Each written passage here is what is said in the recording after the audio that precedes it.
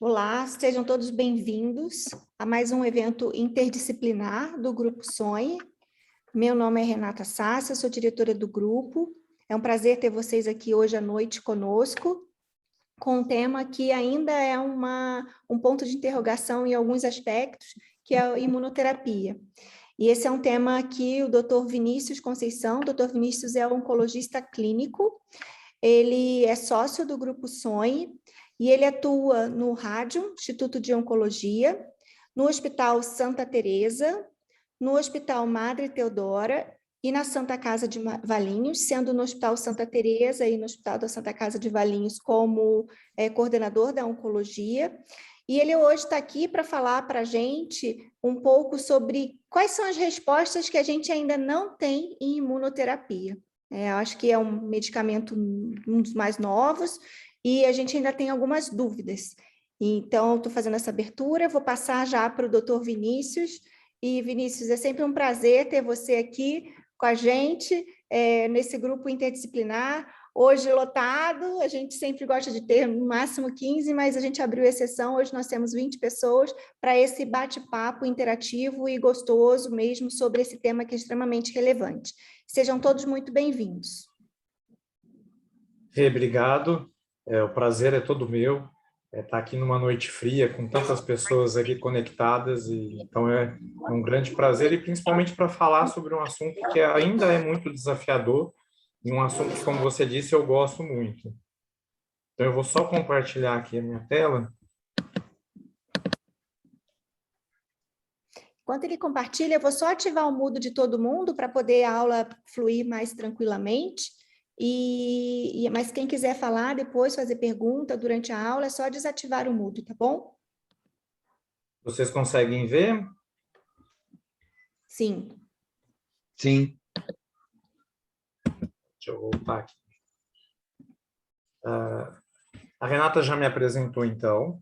Acho que a grande maioria de vocês me conhece, mas eu sou oncologista do Grupo Sonhe, a gente atua nesses diversos serviços em Campinas.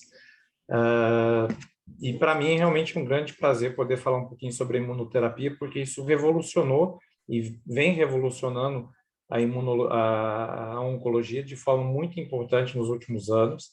Então, é um dos novos pilares, uma das novas ondas da oncologia que veio para ficar, mas que a gente ainda tem muitas dúvidas e muitas respostas para serem trazidas por vários estudos, porque ainda é um tratamento muito novo.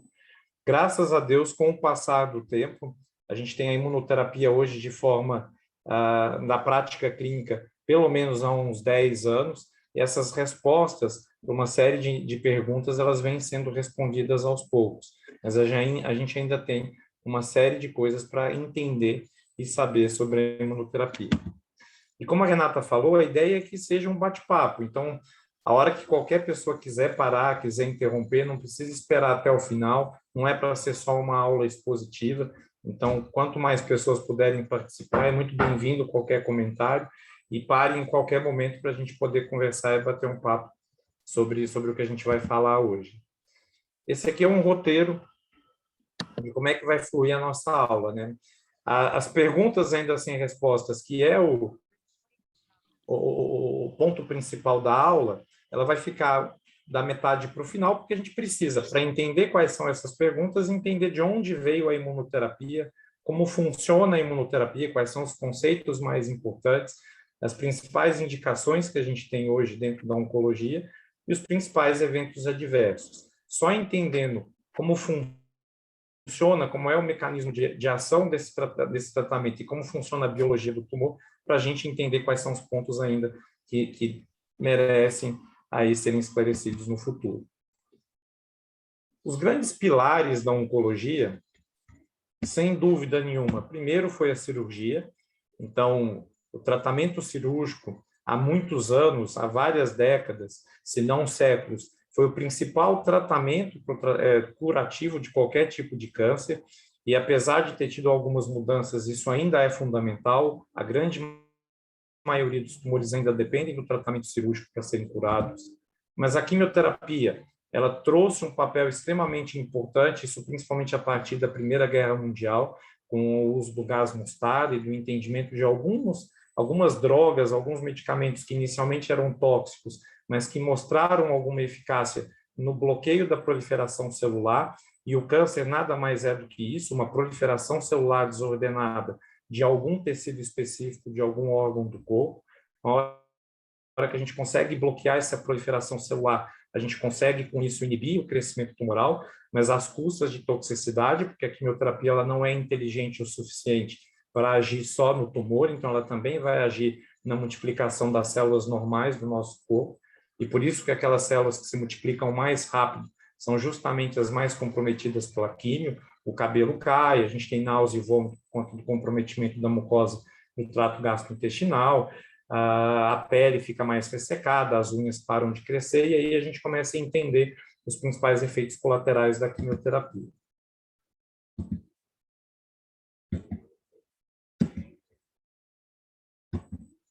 Então, passou aqui.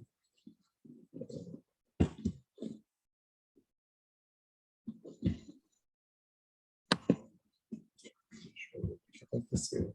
A radioterapia, para quem não estava passando. A radioterapia, então, é o terceiro pilar. A gente usa algum aparelho que emite alguma fonte de energia, geralmente partículas, que podem ser alfa ou beta, que vão irradiar uma determinada região do corpo pré-determinada, e isso vai destruir, até como uma forma, né, uma queimadura, aquelas células eventualmente que podem ter ficado naquela região. E, por último, a imunoterapia. Eu coloquei aqui a foto do He-Man, porque, na verdade, a proposta da imunoterapia é justamente essa, é você tornar o seu organismo mais forte e mais apto para conseguir enfrentar o tumor. Assim como a gente precisa do sistema imunológico para debelar uma infecção bacteriana, uma infecção viral, e a gente vem falando muito sobre tratamento, sobre o nosso sistema imunológico frente, por exemplo, agora o COVID, com relação ao câncer não é diferente. A gente precisa que o nosso organismo veja o tumor como uma célula diferente do próprio corpo e estabeleça com isso uma resposta através daqueles nossos soldados, que são os glóbulos brancos, os linfócitos, principalmente os linfócitos T. E a imunoterapia ela traz essa proposta de eu fortalecer o meu corpo contra o tumor. E isso realmente quebrou paradigmas desde os anos 2010, 2011. Isso é o suprassumo da oncologia, porque a gente vai ver que realmente trouxe novos parâmetros no tratamento oncológico e resultados que eram inimagináveis até então com a quimioterapia convencional, que ainda é utilizado. A imunoterapia, ela não substituiu o tratamento cirúrgico, a radioterapia e a própria quimioterapia. A gente tem situações em que a gente vai usar e combinar os diferentes tipos de tratamento, mas realmente a imuno vem ganhando um espaço muito grande e numa boa parte dos tumores. A gente começou a tratar ali melanoma, pulmão, e hoje quase todos os tumores eles vão ter em algum momento uma indicação ou podem ter em algum momento a indicação de se usar a imunoterapia. Onde que foi o Big Bang de tudo isso? Onde começou a imunoterapia? O pai da imunoterapia é considerado o William Cullen. O William Cullen ele é um cirurgião de Nova York do final do século XIX, extremamente observador. E o que ele via? Ele via que aqueles pacientes que tinham algum tipo de câncer, principalmente tumores de pele, sarcomas, que eram tumores mais fáceis de se ver com os próprios olhos, alguns desses pacientes, quando eles adquiriam alguma infecção, principalmente infecções de pele, celulite, erisipela, esses pacientes tinham uma involução espontânea do tumor. Então, após a infecção, os tumores começavam a diminuir. E observando isso, o que ele fez? Ele começou a fazer um preparado à base de bactérias vivas e atenuadas, principalmente Streptococcus pyogenes, que é uma bactéria que a gente tem na pele e que prolifera quando a gente tem infecções de pele. E ele começou a inocular esse preparado, que era conhecido como toxina de Cullen, principalmente nas áreas tumorais dos pacientes. E o que ele viu é que alguns pacientes, após ele fazer essa inoculação, apresentavam uma diminuição do tumor. Então, esse foi o princípio inicial, lá no final do século XIX, do que seria a resposta imunológica do nosso organismo. Naquele momento, ele relatou isso em algumas publicações, no diário dele, mas como não se entendia como é que isso funcionava, a gente não tinha ideia de como era a biologia celular, a gente não tinha ideia nenhuma de genética, então isso acabou ficando perdido ao longo do tempo, além do fato de que muitos pacientes se infectavam com infecções graves, eles usavam um preparado de bactérias vivas, e alguns pacientes acabavam morrendo por conta disso. Isso foi deixado de lado durante muito tempo, mas esse conceito de você estimular o seu sistema imunológico, ele sempre existiu na oncologia a partir de então, e por diversas vezes, em diferentes momentos da história, tentou-se desenvolver algum tipo de vacina, algum tipo de tratamento que pudesse efetivamente estimular o nosso corpo a combater o câncer. Até que mais recentemente, a gente teve as primeiras descrições de vias imunológicas que estavam relacionadas diretamente a essa resposta tumoral, né? Esses dois senhores, James Ellinson, que é um biólogo do MD Anderson, e o Tatsuko Onjo, que é um médico da Universidade de Tóquio, no Japão, eles conseguiram desvendar como é que funcionava duas vias extremamente importantes, que a gente chama de vias de checkpoint inhibitors, são linhas de bloqueio relacionadas à imunologia, aonde a gente usa essa imunoterapia moderna, que a gente chama de inibidores de checkpoint. A gente vai entender um pouco melhor isso. E por conta dessa descrição dessas vias, eles ganharam o Prêmio Nobel de Medicina em 2018. Então, o que eles conseguiram demonstrar? Quando a gente tem uma célula tumoral, essa célula ela apresenta na sua superfície várias proteínas que são específicas dessa célula e que são diferentes de proteínas expressadas numa célula normal do nosso corpo. Essas proteínas diferentes é o que permite que essa célula seja identificada pelas células do nosso corpo de defesa como uma célula que não é o normal, e a partir daí você tem uma proliferação daquelas células, naquelas células brancas, dos linfócitos, que vão atacar especificamente o tumor. Então, eu tenho uma célula tumoral que é reconhecida como algo estranho, muito parecido com o mecanismo de uma bactéria ou de um vírus que está invadindo o nosso organismo. A partir desse reconhecimento que existe ali uma célula alterada, o nosso corpo ele faz com que os linfócitos, que são os soldados do nosso organismo, eles se proliferem, você aumenta, você tem uma expansão do número dessas células, e essas células passam a atacar o tumor. Só que o que o tumor, de forma muito sábia, faz? Ele começa, com o tempo, a expressar na sua parede. Então, aqui a gente tem uma célula tumoral, aqui a gente tem uma célula T, que seria a célula de defesa do nosso corpo. O tumor ele começa a expressar na sua superfície algumas proteínas que fazem com que o meu sistema imune não consiga enxergar o tumor. É como se ele colocasse uma capa protetora que o tornasse invisível ao meu sistema imunológico. Então, ele começa a expressar, por exemplo, PDL2, PDL1, e aí a gente começa a entender um pouquinho desses conceitos que a gente escuta falar muito de PDL1, PDL2, que estão relacionados a isso. São proteínas que essa célula tumoral vai expressar na sua superfície e que vai se ligar a outras proteínas que existem na célula de resposta imunológica, e quando a gente tem ligação dessas duas proteínas, eu tenho uma desativação do sistema imune. Como é que essas drogas hoje, quando a gente fala de imunoterapia moderna, como é que elas agem? Nada mais é do que um anticorpo monoclonal, então uma molécula com uma estrutura muito parecida com um anticorpo que o nosso corpo desenvolve, ou quando a gente tem, por exemplo, uma vacina. E esses anticorpos, eles são específicos para evitar essa ligação. Eles são específicos para inibir que esse PDL1, por exemplo, expresso pela célula tumoral, se ligue ao PD1 expresso no linfócito T. Então, eu, na verdade, estou promovendo uma inibição do meu sistema inibitório imunológico. Então, eu tenho uma inibição do meu sistema imunológico quando eu tenho a expressão dessas moléculas como o PDL1, CTLA4, e o que essas drogas imunológicas modernas fazem é inibir esse mecanismo de inibição. É como se eu estivesse tirando o freio do meu sistema imunológico, e o tumor que está ali escondido, que está ali não visível para o meu sistema imune, a hora que eu tiro essa inibição, é como se ele aparecesse, é como se o meu sistema imunológico conseguisse enxergar de forma mais adequada e, a partir daí, atacar o meu sistema, atacar a célula tumoral. Então, eu comparo o meu sistema imunológico com um motorista muito hábil. A grande maioria de vocês já ouviu falar, os mais novos não presenciaram e não viram, mas quem é da minha época, ou mais velho um pouco do que eu, o Ayrton Senna, que foi um dos maiores pilotos de Fórmula 1, e se perguntava muito na época o que fazia do Ayrton Senna um piloto excepcional e diferente dos outros. E o que todo mundo falava é que ninguém melhor do que ele sabia o momento certo de acelerar ou o momento certo de frear o carro.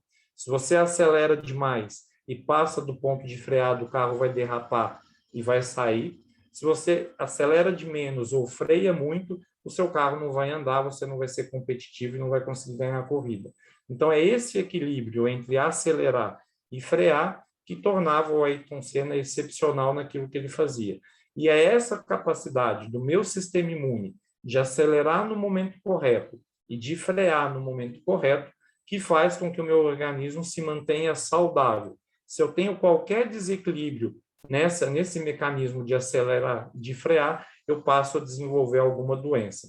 Eu não posso frear demais, senão meu sistema imune não vai atacar o tumor, não vai atacar o vírus, não vai atacar a bactéria, mas eu tenho que ter cuidado em acelerar demais, senão a gente pode trazer alguns problemas que a gente vai ver, que são, por exemplo, os principais efeitos colaterais da imunoterapia, que é a gente hiperativar o sistema imunológico e ele passar não só a atacar o câncer, mas passar a atacar também células normais do nosso corpo e desenvolver doenças autoimunes.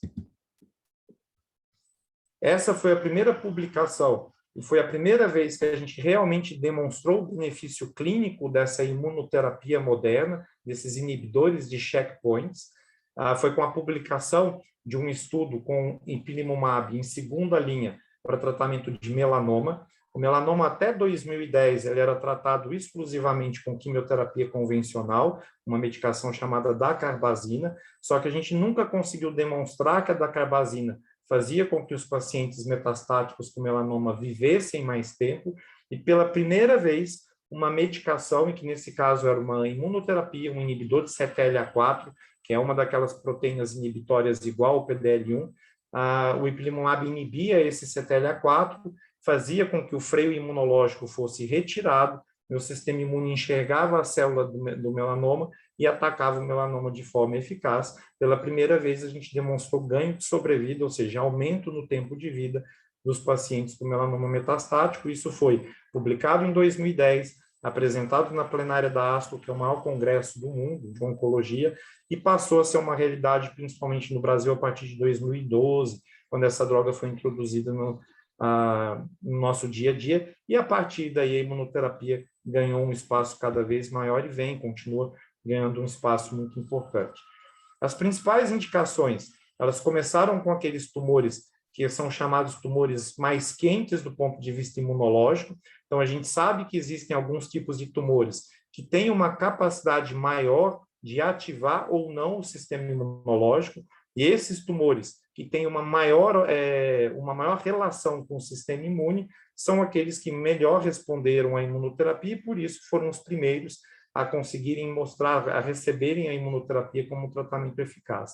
Então, melanoma, principalmente, é um câncer de pele que, embora raro, ele é extremamente grave, câncer de pulmão e o câncer de rim foram os três principais e iniciais tumores sólidos onde a imunoterapia ganhou espaço e recebeu as suas primeiras aprovações.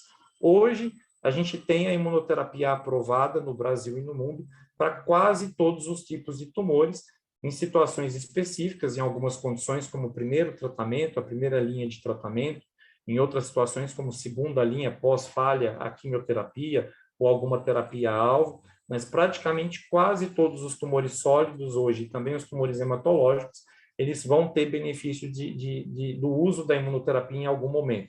Então, tumores de cabeça e pescoço, tumores de fígado, os tumores de cólon e reto, tumores de estômago, são pouquíssimos os tumores, os cânceres, onde hoje a imunoterapia não tem algum papel. Os tumores de cabeça, os tumores de cérebro, tumores de pâncreas e tumores de próstata, talvez ainda sejam aqueles considerados tumores frios do ponto de vista imunológico e aonde a imunoterapia ainda tem um papel relativamente pequeno. Mas em quase todas as outras situações, a imuno ou sozinha ou combinada a outras drogas, ela pode e vai ser utilizada em algum momento. Só para a gente entender por que isso mudou completamente a história da doença natural em boa parte dos tumores, esse aqui é um gráfico de Kaplan-Meier, onde a gente vê como é que funcionava o tratamento de quimioterapia para pacientes, por exemplo, com câncer de pulmão metastático. Esse é um estudo lá do início dos anos 2000, 2002, e a gente vê aqui comparações de diferentes quimioterapias para paciente com câncer de pulmão metastático. Aqui a gente vê 100% dos pacientes que começam a tratar a doença metastática, né, câncer de pulmão, e com o passar do tempo, esses pacientes eles vão morrendo, eles passam a não responder ao tratamento e eles vão falecendo da doença. A ponto de que quando eu chego aqui por volta de 10, 12 meses, o número de pacientes vivos que eu tenho é menos de 20%. Com 20 meses, então com menos de 2 anos, pouquíssimos pacientes estão vivos. A grande maioria dos pacientes com câncer de pulmão já tinham morrido com um período menor do que 2 anos, quando eu tinha só a quimioterapia como tratamento terapêutico para esses pacientes. E esse é o gráfico que a gente tem hoje do uso da imunoterapia para os pacientes com câncer de pulmão. Então, boa parte daqueles pacientes que a gente via lá atrás, que aqui, por volta de 20 meses, já estavam, né, a grande maioria já haviam morrido da doença, o que a gente vê aqui são pacientes depois de 60 meses, então com mais de 5 anos de tratamento com imunoterapia, quase 50% desses pacientes, aqui nesse caso a gente está avaliando pacientes que têm PDL1 aumentado, e eu vou falar um pouquinho sobre isso, né? Aquele PDL1 que é aquela proteína expressa ali na parede da célula tumoral. Quanto mais PDL1 a gente tem no tumor, mais chances dele responder à imunoterapia, mas a gente vê aqui como é que isso mudou, né? Metade dos pacientes com PDL1 altos que foram submetidos à imunoterapia vivos em 5 anos, o que era completamente impensável com a quimioterapia convencional. E aí a gente tem esse que a gente chama de rabo da curva, o tail da curva. Então, essa é uma curva típica que a gente vê de imunoterapia. Uma parte dos pacientes não respondem, mas aqueles pacientes que respondem são respostas duradouras, são pacientes que se mantêm com a doença bem controlada e alguns, inclusive, com desaparecimento completo da doença por muitos e muitos anos. Aqui, só para a gente entender a mesma coisa, por exemplo, em melanoma, a gente saiu. Aqui são quantos pacientes, qual a porcentagem de pacientes com melanoma metastático vivos em 3 anos com determinado tipo de tratamento. Então, a gente vê aqui com dacarbazina, como eu falei lá no início, depois de 3 anos, só 12% dos pacientes vivos, quando eu só fazia uso de quimioterapia convencional, então, de cada 10 pacientes que começavam o tratamento com melanoma metastático com dacarbazina, em 3 anos, só um estava vivo, os outros 9 pacientes tinham morrido. E agora, com o advento da imunoterapia, o nivolumab, principalmente com a associação de nivo e IP, eu tenho mais de 50% desses pacientes vivos depois de 3 anos, e uma parcela desses pacientes com doença bem controlada e alguns, inclusive, talvez até curados da doença, o que, de novo, não era imaginável com os tratamentos convencionais de quimioterapia. A ponto da gente ter esse tipo de resposta. Isso aqui é um PET-CT, que é um exame que usa glicose, usa açúcar marcado para identificar as áreas que têm um alto metabolismo de açúcar, e o tumor ele consome muito açúcar, e por isso essas áreas elas brilham no PET-CT. Todos esses pontos pretos que eu vejo aqui são metástase. Esse aqui é um paciente com câncer de pulmão metastático, então metástases para fígado, metástase para os ossos. Então, tudo isso aqui em preto é metástase, e aqui é o mesmo paciente com PET-CT 4 meses depois do início de imunoterapia, onde a gente praticamente não vê mais nenhum ponto aqui escurecido. Aqui é a bexiga, que capta mesmo as vias urinárias, então a glicose marcada ela vai ser depurada pelo rim, então isso aqui é fisiológico, é normal, mas a gente praticamente não vê mais nenhuma área hipermetabólica, então esse paciente não dá para a gente afirmar que ele está curado, mas ele teve uma resposta sensacional, coisa que a gente não conseguia ver com nenhum outro tipo de tratamento. Aqui, um outro paciente, aqui um PET-CT, a gente está vendo o fígado, um paciente com várias lesões e uma lesão maior aqui hepática, e esse paciente também depois do tratamento de imunoterapia sem lesão nenhuma. Então, isso realmente revolucionou, e por isso a gente fala tanto em imunoterapia, mas como tudo na vida, nada vem sem custos. Então, embora a gente assimile a imunoterapia como um tratamento mais fácil, entre aspas, do ponto de vista de efeitos colaterais e toxicidade, se a gente compara com a quimioterapia, porque a imunoterapia, de uma forma geral, ela não faz cair cabelo, ela não causa aqueles sintomas habituais que a gente vê na quimioterapia, de inapetência, de náuseas, vômitos. Então, o paciente, muitas vezes, ele mantém um bom estado geral e não tem as reações que são comuns da quimioterapia, mas existem outros eventos que são eventos típicos da imuno e que a gente não tinha com a quimioterapia.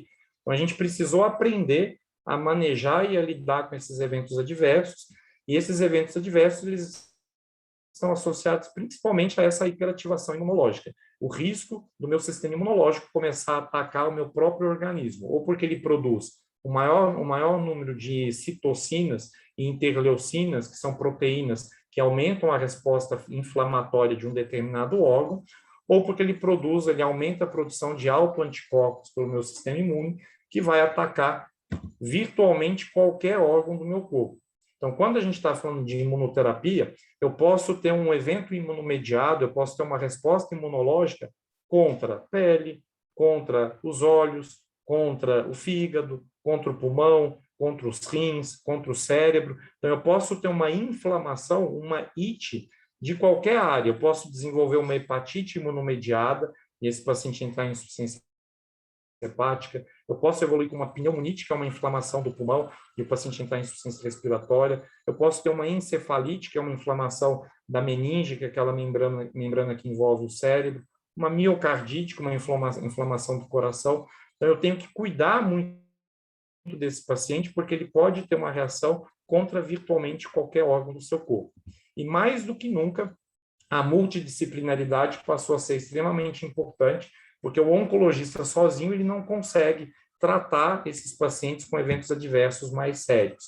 Eu preciso muitas vezes de ter um dermatologista ajudando, um gastroenterologista que ajude se o paciente tiver um quadro de colite com diarreia grave. Eu preciso ter o endócrino ajudando a manusear doenças autoimunes relacionadas a disfunções de glândulas, então diabetes, hipotiroidismo, insuficiência adrenal. Então, a gente passou mais do que nunca a precisar trabalhar em conjunto, a trabalhar com outras especialidades, não só médicas, mas também com a equipe de enfermagem, nutrição, porque o paciente ele precisou ser visto e a gente precisou entender como é que funcionavam esses mecanismos, porque até então a gente não estava acostumado a lidar com esse tipo de evento adverso. A gente ficava confortável em lidar com os riscos da quimioterapia, queda da imunidade, neutropenia febril, mas a gente não estava habituado a lidar com esses quadros imunomediados e que às vezes são muito graves. Ainda bem, para nossa sorte, na grande maioria dos casos, os eventos imunomediados eles são leves, mas em até 15% a 20%, esses eventos podem ser mais sérios, e alguns desses eventos são permanentes. Então, por exemplo, um paciente que desenvolve diabetes, um paciente que desenvolve hipotiroidismo, insuficiência adrenal, ele não necessariamente, na hora que você tira o tratamento imunológico, ele vai melhorar, ele pode desenvolver essa doença autoimune pelo resto da vida. Outra coisa é que esse evento ele não está diretamente relacionado ao uso da medicação naquele momento. Existem pacientes que param a imunoterapia por diferentes motivos e essa reação imunomediada ela vai acontecer depois de 2, 3, 4 meses. Então, muitas vezes, mesmo depois de parar do tratamento, esse paciente ele pode, no futuro, desenvolver algum processo imunomediado.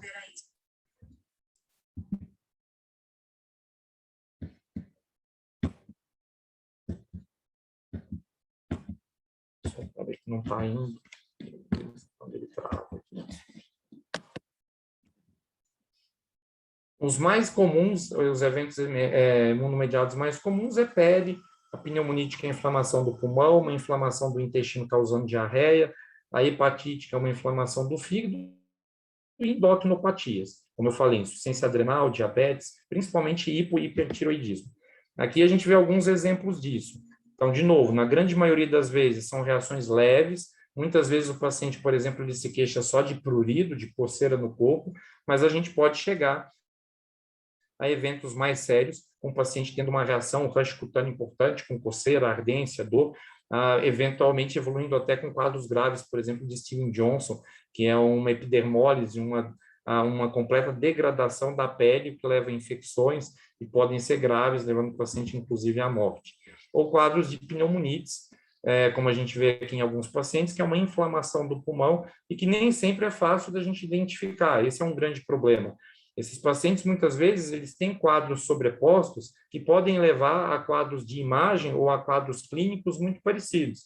Então, por exemplo, um paciente que desenvolve pneumonite, que é uma inflamação do pulmão, ele vai ter basicamente tosse, falta de ar, vai ter um quadro no exame de imagem que a gente vê aqui, um infiltrado inflamatório, só que esses mesmos sintomas e essas mesmas imagens, elas podem acontecer no paciente que está com uma infecção, uma pneumonia, em pacientes que estão com alguma infecção, uma pneumonite, um processo inflamatório causado por outros motivos e não necessariamente pela quimioterapia, ou pacientes, por exemplo, que têm uma linfangite, que é uma disseminação do câncer propriamente dito pelos brônquios, e nem sempre identificar o que é uma pneumonite causada pelo tratamento, ou o que é uma pneumonia bacteriana, ou o que é uma linfangite é fácil, porque os sintomas muitas vezes são os mesmos, a imagem numa tomografia, num raio-x, muitas vezes é a mesma, e esse se torna um grande desafio para a gente fazer o diagnóstico correto, porque o tratamento é completamente diferente.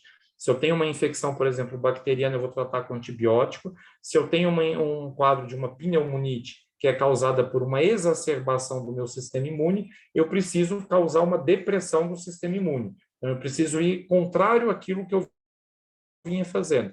Meu sistema imune está hiperativo, atacando meu pulmão, eu preciso desacelerar o sistema imunológico, então eu vou usar corticoide ou alguma droga que faça com que o meu sistema imune ele fique menos ativo. Só que se eu estou diante de um quadro infeccioso e não de um quadro imunomediado, e eu desativo o sistema imunológico, eu tenho mais risco de desenvolver, de fazer esse paciente ter uma infecção ainda mais séria. Então, a gente tem que tomar muito cuidado, porque se eu faço o diagnóstico errado do evento adverso, isso pode ser crucial até para uma evolução do paciente, por exemplo, a óbito, por conta do tratamento. E aqui eu acho que eu vou trazer aquilo que é o ponto essencial e que é a pergunta da aula, né? Quais são as respostas que a gente ainda não tem da imunoterapia? E essa eu acho que é a primeira e talvez a mais importante. Para quem eu vou fazer a imunoterapia? A imuno hoje ela está aprovada, como eu disse, para vários tipos diferentes de tumores, só que, como eu mostrei aqui nesse gráfico, uma grande parte dos pacientes não vão responder à imuno. A grande diferença é que os pacientes que respondem, eles vão responder por muito tempo, mas cerca de 20 a 25% só dos pacientes vão ter realmente uma resposta muito boa à imunoterapia. Isso eu estou falando de uma maneira geral, isso varia de tipo para tipo de câncer, de ter aquele PDL1 mais alto ou mais baixo, mas de uma maneira geral, cerca de 20 a 25% só dos pacientes vão responder à imuno. Então, eu vou fazer imunoterapia para 10 pacientes, para que 3 desses pacientes tenham respostas muito boas e 7 desses pacientes provavelmente não vão responder à imuno. O grande problema é que eu ainda tenho dificuldades em achar quem são esses 3 pacientes. E eu acabo precisando tratar os 10 para conseguir encontrar aqueles 3 que realmente vão se beneficiar. E esses 3, de novo, eles se beneficiam muito, a ponto de terem aquelas respostas que a gente viu lá do PET-CT, ao ponto da doença quase desaparecer, em alguns casos desaparecer, ao ponto de pacientes que teriam uma expectativa de vida da ordem de 6 a 12 meses, estarem aí há 7, 8, 9 anos, vivendo com uma qualidade de vida muito boa. Então, esse é o grande ponto.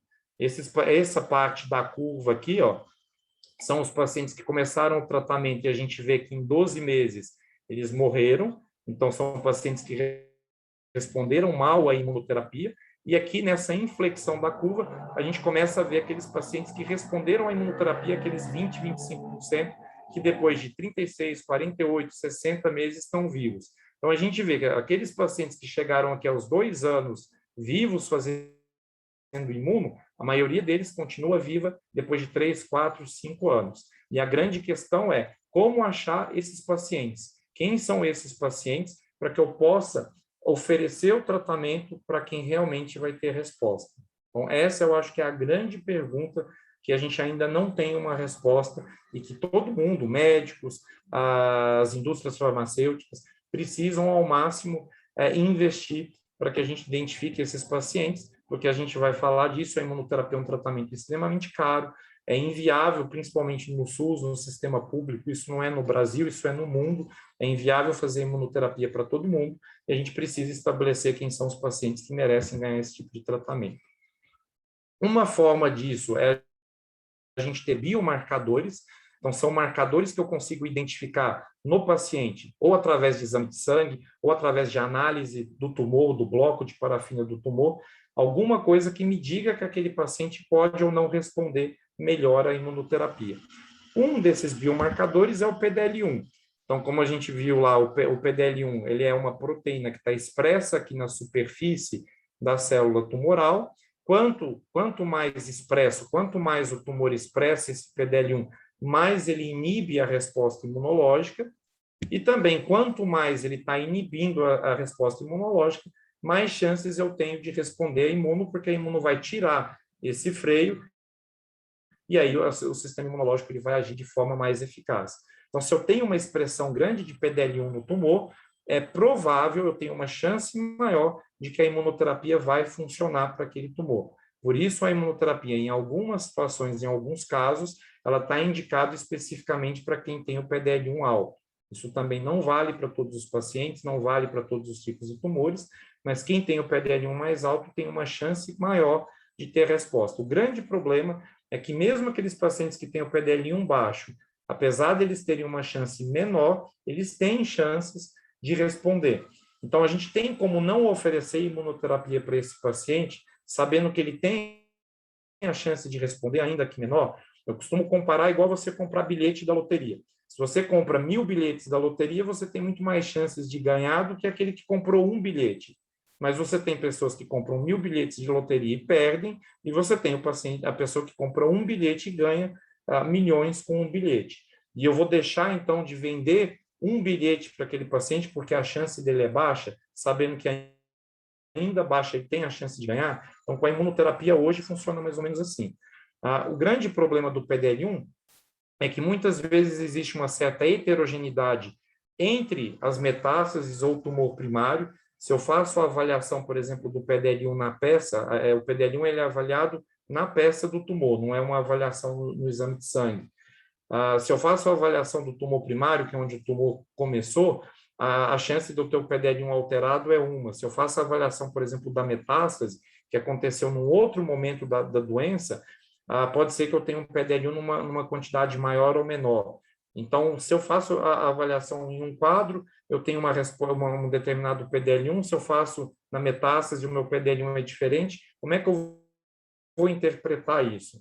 Além disso, os anticorpos, que é a forma como eu consigo identificar e quantificar o quanto os pacientes têm a expressão desse PDL1, ele varia de indústria para indústria. Então, hoje, cada indústria farmacêutica que desenvolveu a sua imunoterapia, ela tem o seu próprio anticorpo para identificar e para quantificar o quanto desse PDL1 está expresso. E nem sempre esses marcadores eles são iguais, eles são homogêneos. Então, se eu vou usar, por exemplo, um anticorpo da MSD, eu posso encontrar um PDL1X, determinada porcentagem, ele é dado em porcentagem, 15%, 20%. Se eu uso um outro marcador, por exemplo, da Roche, que é o SP142, a sensibilidade para ele identificar e quantificar o PDL1 é mais baixa. Então, talvez eu vou encontrar menos porcentagem de PDL1 usando o anticorpo da Roche. E isso, de alguma forma, ele pode interferir na minha decisão de tratamento. Então, isso ainda são fatores confundidores importantes. Outros biomarcadores que a gente tem, por exemplo, o TMB, que a gente chama de Tumor Mutation Burden, que é o quanto de mutações a gente tem em um determinado tumor. Então, a gente faz análise do DNA do tumor, a gente pega o tumor, faz a extração do DNA da célula do tumor e faz uma quantificação de quantas mutações eu tenho em um determinado pedaço do DNA. Quanto mais mutações eu tenho naquele determinado pedaço pré-estabelecido, mais esse tumor é considerado quente do ponto de vista imunológico, mais chances ele tem de responder à imunoterapia. O grande problema é que, de novo, isso varia muito de tumor para tumor, de biópsia para biópsia, e estabelecer um padrão um ponto de corte para dizer o quanto é considerado um TMB alto ou quanto é considerado um TMB baixo, ainda é muito difícil. Então, os biomarcadores eles são extremamente importantes, a gente precisa evoluir mais para identificar quais são esses biomarcadores que os pacientes que vão responder bem expressam. Infelizmente, hoje isso ainda é muito inicial e, por isso, a gente acaba tendo que tratar um grande número de pacientes para conseguir um benefício, às vezes, com um número menor. Uma outra pergunta que é extremamente pertinente, a gente também ainda não tem uma resposta muito clara, é por quanto tempo eu tenho que fazer a imunoterapia? Aqueles pacientes que estão ali há 3, 4, 5 anos com a doença bem controlada, eu preciso manter o tratamento desses pacientes. Eu sei que, por exemplo, a quimioterapia, a gente costuma fazer a quimioterapia até que tenha progressão da doença. Então, o paciente faz 6 meses, 1 ano, 2 anos. Será que com a imuno é igual? Será que com a imuno, como eu estou mexendo com o meu sistema imunológico, e a molécula é muito parecida com, por exemplo, uma vacina, eu não consigo criar uma memória imunológica, fazendo com que o meu corpo desenvolva linfócitos de memória que são capazes de continuar identificando o tumor e continuar atacando o tumor, mesmo se eu suprimir, se eu parar com o tratamento? Então, hoje a gente já começa a ter algumas respostas melhores nesse sentido. Aqui a gente vê, por exemplo, pacientes que estavam em tratamento com nivolumab, que é uma das imunoterapias que a gente tem hoje. O que está aqui em laranja ou vermelho são pacientes que pararam a imunoterapia num determinado ponto do tratamento e continuaram respondendo. Ou seja, mesmo não estando mais em tratamento, o tumor continua diminuindo, o tumor continua estável, a doença continua controlada. Hoje a gente tem os 2 anos como um número um pouco cabalístico para tratar o paciente com imunoterapia, para aqueles pacientes com alta resposta. Então, a gente tende a, depois de 2 anos que o paciente está em tratamento e está respondendo bem, a parar o tratamento e, eventualmente, reexpõe o paciente ao tratamento caso ele volte a progredir, a piorar a doença com o tempo. Mas esses 2 anos ainda não está completamente definido se realmente é o tempo adequado ou se eu posso fazer, por exemplo, menos. Se existe alguns pacientes que eu posso fazer só 1 ano, eu posso fazer 6 meses, isso a gente não tem ainda uma resposta muito definitiva. Outra coisa importante é se existe uma verdadeira relação entre eventos imunomediados e resposta. Esse trabalho ele vem um pouco a tentar esclarecer isso. A gente sabe que com a quimioterapia e algumas terapias-alvos, alguns pacientes que têm efeitos colaterais são aqueles pacientes que mais respondem ao tratamento. Com a imunoterapia, existe uma expectativa que também funcione assim. Então, aqueles pacientes que fazem algum evento imunomediado, muito provavelmente estão fazendo esses eventos adversos, porque eles estão com seu sistema imune mais ativado, e por isso eles têm uma condição maior de controlar o tumor.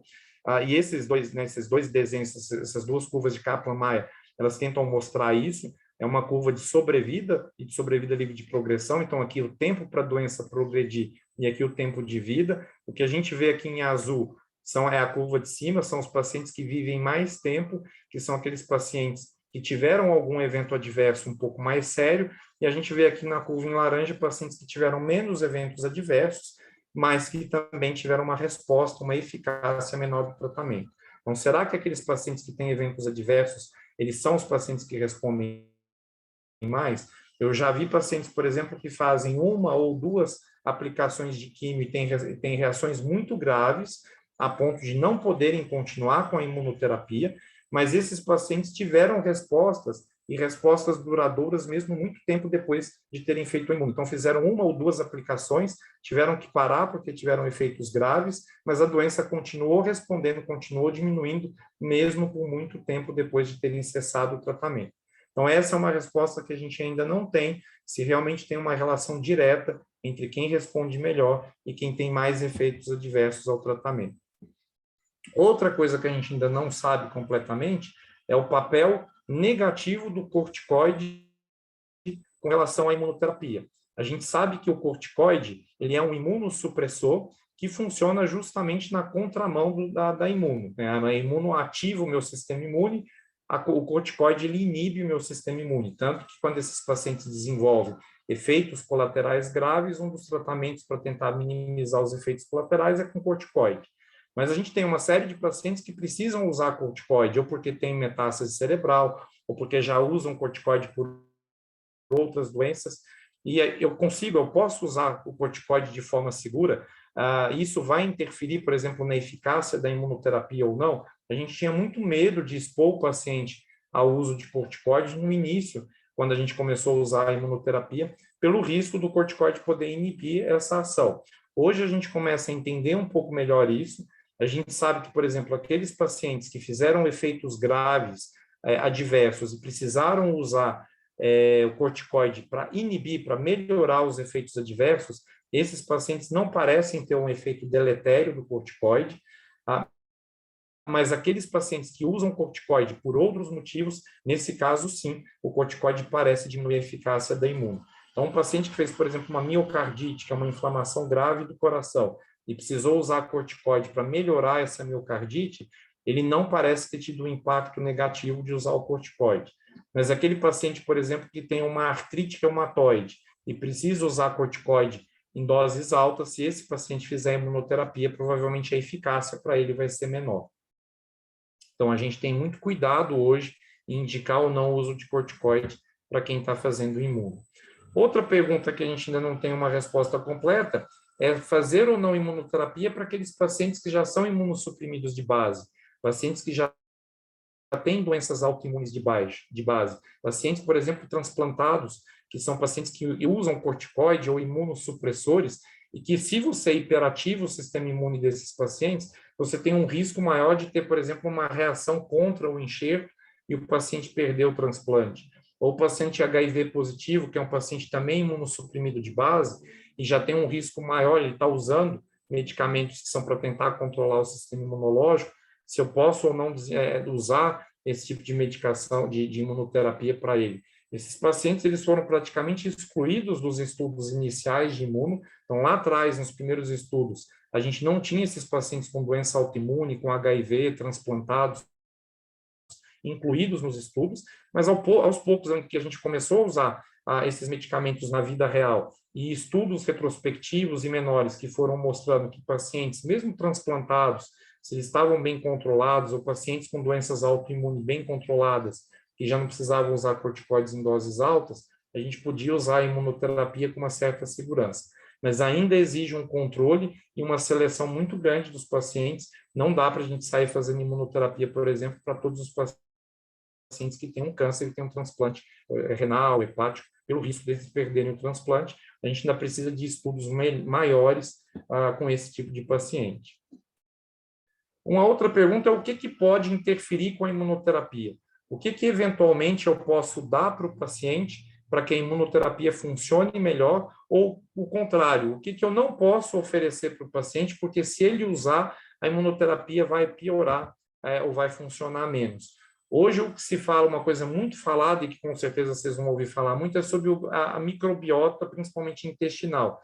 São as bactérias normais, as bactérias saudáveis que a gente tem no intestino.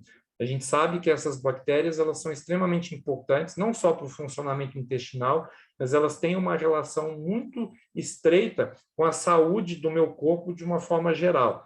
E existem alguns trabalhos mostrando que aqueles pacientes que têm uma alteração dessa microbiota intestinal, sejam porque são pacientes que, por exemplo, têm diarreia, sejam pacientes obesos que têm alterações já dessa microbiota natural, esses pacientes eles têm uma resposta menor à imunoterapia. Outra coisa que alguns trabalhos mostram é que, se, por exemplo, eu faço uso de antibiótico para esses pacientes que usam antibiótico vão responder menos à imuno. Então, a microbiota está sendo muito estudada, ainda tem muita coisa para a gente entender como é que isso funciona, ajudando ou, eventualmente, piorando a ação da imuno. E aí, uma coisa que não dá para a gente não falar, que é quem vai pagar a conta. Como eu falei, a imunoterapia ela é extremamente cara. Um tratamento hoje com imunoterapia, o paciente muitas vezes faz a aplicação de imuno, é uma medicação endovenosa. A vantagem é que essas medicações, na maioria das vezes, elas não precisam de um pré, igual a quimioterapia, que você tem que fazer antiemético, precisa fazer remédio para evitar reações alérgicas. Geralmente, essas reações elas são muito menores, então a imuno ela pode ser infundida, na grande maioria, direto, diluído em soro. Mas a grande questão é que o custo de cada aplicação, às vezes, fica em torno de 30 a 40 mil reais. Então, é um tratamento que custa aí 50 mil reais por mês, E a gente viu ali que uma parcela desses pacientes vão usar por 2 anos, ou até mais, se eu não colocar os 2 anos como limite de tratamento. Então, quem paga essa conta? Né? Nenhuma fonte pagadora, seja ela o SUS, seja ela o Estado, ou nós, porque somos nós que financiamos o Estado, ou um convênio, ou particular, o paciente tirar do bolso, é inviável fazer o pagamento desse tratamento para um número grande de pacientes. E à medida que a gente vem usando a imunoterapia para mais indicações, mais caro fica esse tratamento. Existe um porquê do tratamento ser caro, né? A gente sabe que isso aqui é o desenvolvimento de uma droga, de cada 10 mil componentes que são lá atrás, né, que são iniciados para estudo, um chega realmente a ser comercializado de forma eficaz. O tempo para esse desenvolvimento aqui gira em torno de 7 a 10 anos, e você tem um custo mais ou menos de 1 bilhão para você sair aqui de 10 mil moléculas e chegar em uma droga. Então, a hora que uma indústria farmacêutica consegue chegar numa droga eficaz, é natural que ela tente recuperar esse dinheiro investido, mas alguém tem que pagar essa conta, e por isso é importante a gente determinar quem é o paciente que vai ter mais chances de responder, porque senão vai ser inviável algum dia a gente ter esse tipo de tratamento no SUS, por exemplo. E precisa ter uma discussão também com a indústria farmacêutica, com os médicos, para a gente chegar num ponto em que todo mundo seja, de alguma forma, flexível, para a gente ter um valor que seja um valor possível de se pagar e que reflita também esses investimentos que a indústria fez e que precisa, de alguma forma, recuperar. Então, nunca a medicina, e principalmente a oncologia, discutiu tanto sobre custo a partir da imunoterapia, porque isso fez com que os custos na medicina e na oncologia, principalmente, se tornassem cada vez mais estratosféricos. E quando a gente acha que a gente chegou no limite, quando você vê ali que o gasto foi imenso, que você fala, poxa, você tem uma droga ali que custou bilhões, como é que uma droga pode... Né? Parece que a gente chegou no máximo, né? O Neymar foi vendido por milhões, é o máximo que é possível pagar, é isso. Foi o máximo que um clube pode pagar, foi o que foi pago pelo Neymar. E aí você vem um outro jogador que recebe mais do que o Neymar, vem outro jogador que recebe mais do que o Messi, e na medicina é um pouco isso. Cada droga nova que chega, ela acaba vindo com um impacto orçamentário maior ainda do que as drogas anteriores, mesmo a gente achando que já chegou ali no teto máximo do que é suportável pelas fontes pagadoras. E aí, para a gente fechar, só falando um pouquinho do futuro, o que esperar de como vai ser a imunoterapia para frente. Esse aqui são outros pontos do sistema imunológico de freio ou de estímulo, de que a gente acelera. Então, a gente está falando do PDL1, do PD1, do CTLA4, que são proteínas expressas que inibem o sistema imune, mas existem outras proteínas que, quando elas são expressas, elas aceleram o sistema imune. Então, existem uma série de drogas sendo desenvolvidas para atacar esses pontos específicos, ou inibindo o freio, tirando aqueles freios imunológicos e tornando o tumor visível, ou atuando em pontos que vão acelerar o meu sistema imune e fazer o meu sistema imune combater de forma mais eficaz o tumor. E algo que a gente vai ouvir falar muito daqui para frente, vocês vão ouvir muito, que é a terapia de T-CAR-cell ou CAR-T-cell, que é uma terapia imunológica, mas é uma terapia personalizada, onde a gente usa engenharia genética e biomolecular para cada paciente de forma individual. Então, eu pego um paciente com um determinado câncer, eu tiro, através de leucoférese ou aférese, eu tiro o sangue desse paciente e separo os linfócitos, os leucócitos, que são as células brancas, as células de defesa do corpo desse paciente. Eu tiro uma amostra do tumor desse paciente e analiso quais são as proteínas que são apresentadas, expressas no tumor dele, que podem ser diferentes de um tumor de um outro paciente. Então, eu vou avaliar qual é a expressão desse paciente, do tumor desse paciente, e eu faço uma modificação genética nesses leucócitos que foram retirados, fazendo com que esses leucócitos desenvolvam a capacidade de atacar aquela proteína específica que existe no tumor desse paciente. Aí eu faço uma expansão clonal dessas células, eu faço com que essas células se multipliquem num meio in vitro, né, extracorpóreo, e depois eu faço uma quimioterapia para destruir a medula do paciente que está doente e ponho esses leucócitos ativados geneticamente de volta no paciente, substituindo aquela medula óssea dele antiga, e essas novas células, esses novos soldados geneticamente modificados para atacar o tumor dele, vão de forma eficaz debelar o tumor. Então, isso é o T-Carcel, é extremamente personalizado esse tratamento. O grande problema é que isso aqui exige uma tecnologia que a grande maioria dos serviços não tem. Alguns serviços no Brasil estão se preparando para isso, e o custo disso aqui chega a algo em torno de 1 milhão, 1,5 milhão de dólares, uma aplicação, um ciclo desse. Então, de novo, é aquela discussão do custo, até onde a gente vai chegar, até onde o sistema vai ser suportável, mas realmente isso traz, do ponto de vista de eficácia, de desfechos, situações extremamente promissoras e que nos deixam, nós oncologistas e a vocês que trabalham diretamente com o paciente oncológico, cada vez mais animados pela possibilidade de usar esses tratamentos com uma eficácia maior, uma toxicidade menor e tentando, de alguma forma, equilibrar com o custo que isso traz. Então, era isso. Agradeço de novo a presença de todo mundo, o convite, e fico aberto aí para a gente discutir, para perguntas. Acho que tem bastante coisa que a gente pode discutir, pode falar, e quem quiser comentar alguma coisa, a experiência que já teve com algum paciente fazendo imunoterapia, ou algum paciente que vocês viram fazendo imunoterapia e que respondeu, ou ao contrário, algum paciente que fez algum evento adverso mais sério, sintam-se aí convidados para a gente discutir e debater.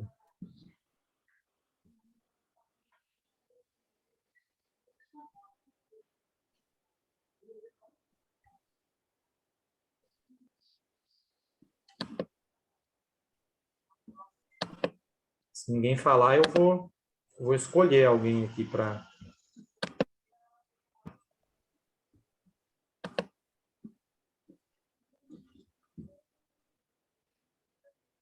Todo mundo está me ouvindo?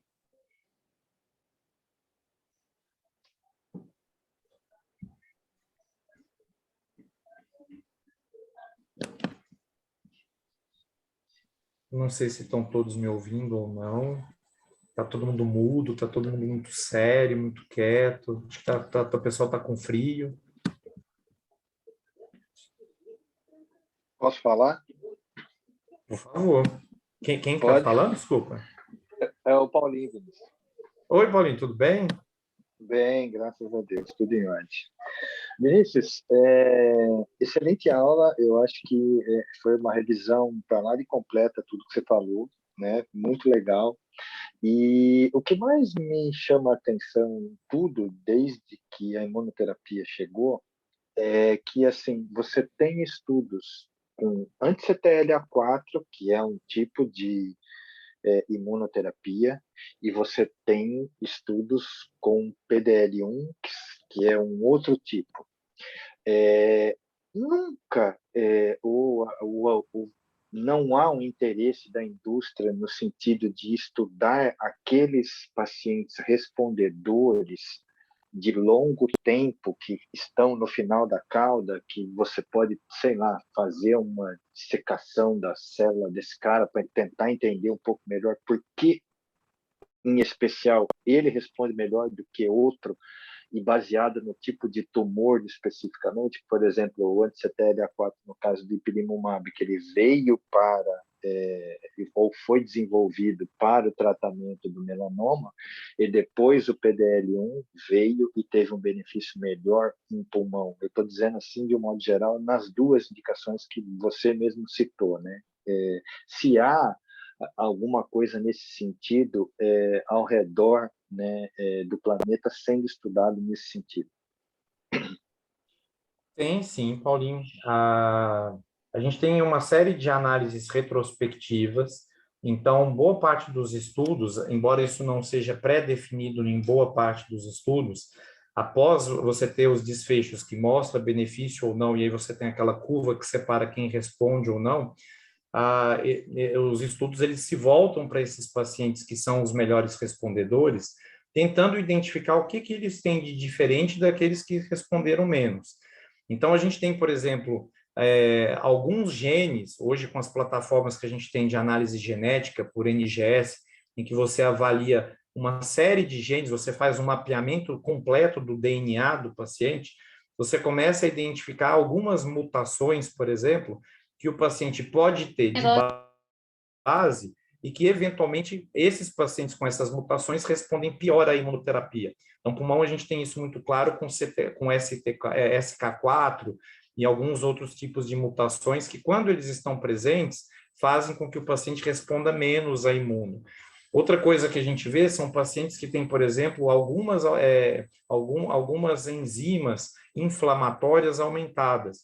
Então, pacientes que têm interleucina alfa, interleucina interferon aumentado, quer dizer, são citocinas inflamatórias que geralmente eu tenho aumentada no organismo quando a gente tem uma resposta inflamatória maior. Esses pacientes que têm essas citocinas em quantidades maiores também parecem responder de uma forma diferente do que aqueles que não respondem. Então, existe sim uma tentativa de tentar estabelecer algum critério e ver naqueles pacientes aquilo que faz com que eles respondam ou não à imuno. O grande problema é que os desenhos dos estudos ainda são muito heterogêneos. Então, se a gente pega câncer de rim, câncer de bexiga, se a gente pega os estudos com os diferentes tipos de imunoterapia que a gente tem, a gente vê que os desenhos dos estudos foram diferentes, a seleção de paciente nem sempre é a mesma, o cutoff para selecionar esses pacientes com PDL1 alto ou PDL1 baixo são diferentes. Então, a gente tem estudo que inclui só paciente com PDL1 alto, a gente tem estudo que inclui pacientes com todas as situações, PDL1 alto e baixo.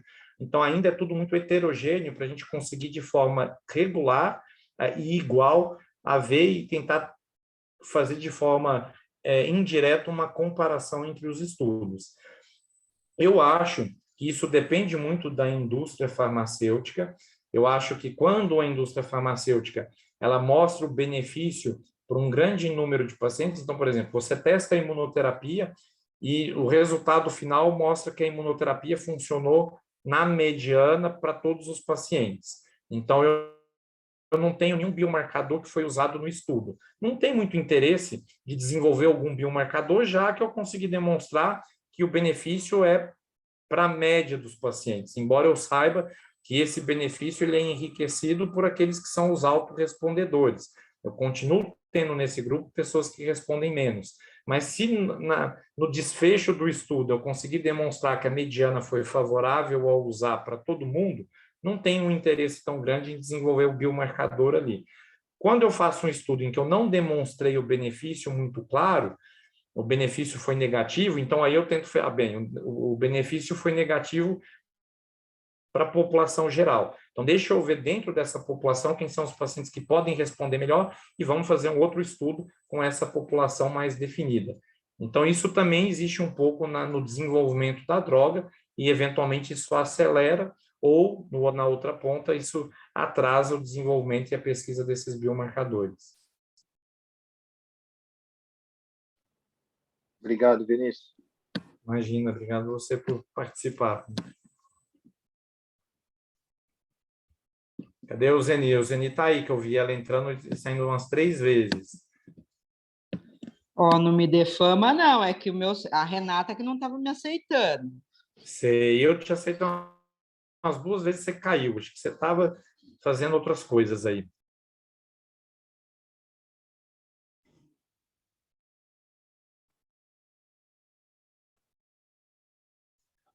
A Evelyn, deixa eu ver, tem algumas perguntas aqui no chat, deixa eu tentar recuperar essas perguntas. Normalmente não é feito difenidrin para imuno, só é indicado quando o paciente apresenta reação. Existe benefício em fazer profilático? Depende de qual imuno. A grande maioria das imunos não é necessário fazer profilático. Então, por exemplo, pembrolizumab, nivolumab, o próprio ipilimumab, na grande maioria, como são anticorpos que a gente chama de humanizados, eles têm uma estrutura molecular muito parecida com um anticorpo convencional humano, com um anticorpo que o meu próprio corpo produz. E com isso o risco de reação ele é menor. Então, boa parte dessas imunoterapias não são necessárias se fazer profilaxia. A gente acaba fazendo só para aqueles pacientes que eventualmente fazem alguma reação adversa em algum momento. Existem algumas imunos, por exemplo, o avelumab, que é o Bavencio, que a gente usa hoje muito, por exemplo, para câncer de bexiga, para tumores de células de Merkel, que existe indicação para ele, no estudo foi feito, em bula é recomendado que se faça o difenidrim antes de se fazer o avelumab. Mas para boa parte das imunoterapias, eu posso diluir em soro fisiológico e fazer a infusão em 30 até entre 30 e 60 minutos. Não teve reação na primeira infusão, a gente pode fazer demais infusões em até 30 minutos, que a chance de ter alguma reação é muito baixa.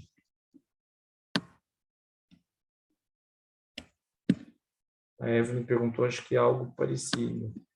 Fazemos difenidrim na primeira infusão, se ele apresentar alguma reação, nós também seguimos com o uso. Eu acho que cada instituição tem a flexibilidade para instituir o seu protocolo, mas, a princípio, não teria necessidade de ser feito para a grande maioria das imunoterapias.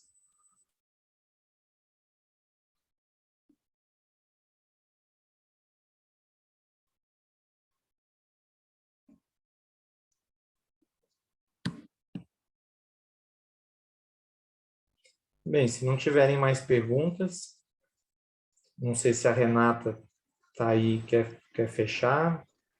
Boa noite, doutor Vinícius. Boa Oi, noite, Kathleen, pessoal. tudo bem? Tudo bem. Para quem não conhece, eu sou a Kathleen, enfermeira da Oncologia da Santa Casa de Valinhos. E hoje, para quebrar um pouquinho os protocolos, a Renata não vai poder fechar, então eu vou fazer um encerramento. Gostaria de agradecer em nome da Sônia, da Renata, doutor Vinícius, pela aula, foi excelente, super esclarecedora, num modo muito fácil de entender. Acho que todo mundo elogiou no chat, acho que a melhor coisa foi que foi muito claro. E foi justo de falar de imuno, que é algo novo ainda, né, relativamente novo na oncologia, e trazer de uma forma tão sucinta. Muito obrigada e parabéns. Obrigado. Nós agradecemos também a presença de todo mundo. Como a gente falou, no Noite Frio e temos 22 pessoas participando, um pouquinho mais do que a gente está acostumado. Então, muito obrigada pela presença de todo mundo, por terem interagido e participado. E aproveitar para convidar para a nossa próxima aula, vai ser no dia 30/11, com o Dr. Rafael Luiz. O tema vai ser sobre economia e saúde, então todo mundo se inscreve lá no site da SOEM para estarmos juntos de novo na próxima aula. Obrigado. E assim, eu acho que a mensagem que fica é que é extremamente importante essa equipe multidisciplinar, né? Então, assim, quanto melhor a gente conversa e quanto melhor a gente trabalha juntos, melhor são os desfechos para o paciente. Então, eu fico muito feliz, muito satisfeito de ver a sala cheia, tanta gente